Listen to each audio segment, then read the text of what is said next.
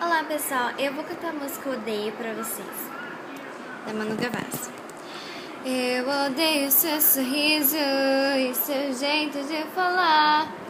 Eu odeio quando você me olha e dá risada sem pensar. Eu odeio quando você me chama para conversar. Eu odeio quando você vem, eu odeio mais ainda te esperar. Eu não sei o que fazer. Não tem ninguém aqui pra me impedir de te escrever outra canção pra me fazer entender que eu te odeio tanto porque gosto de você. Eu nunca acreditei que era mesmo pra valer. Eu nunca admiti que me importava com você. Agora tanto faz, não quero mais me esconder. Estou falando na sua frente que eu te odeio. É por gostar tanto assim de você. Eu odeio dar conselhos que você nem vai usar. Eu odeio quando você fala dela e eu finjo não ligar. Eu odeio ver você com alguém que não tem nada a ver. Eu odeio ela ser tão sem graça e você nem perceber. Eu não sei o que fazer.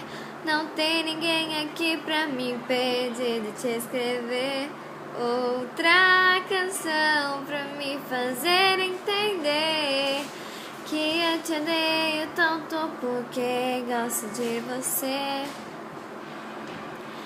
Eu nunca acreditei que era mesmo pra valer.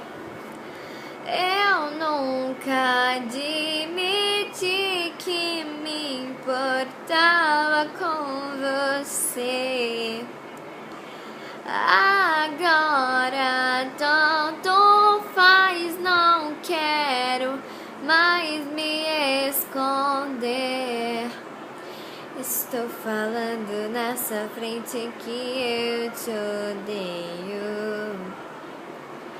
É por gostar tanto assim de você. Vai acordar um dia e perceber é que mesmo sendo um pouco estranha do meu jeito, eu tentei te convencer que hoje eu acredito que é mesmo pra valer.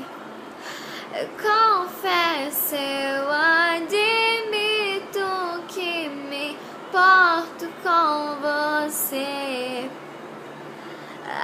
Agora tanto faz, não quero mais me esconder. Estou falando na sua frente que eu te odeio. É por gostar tanto assim de você. Pessoal, muito obrigada. Muito obrigada por terem escutado essa música. Um beijo e até outro vídeo que eu fazer.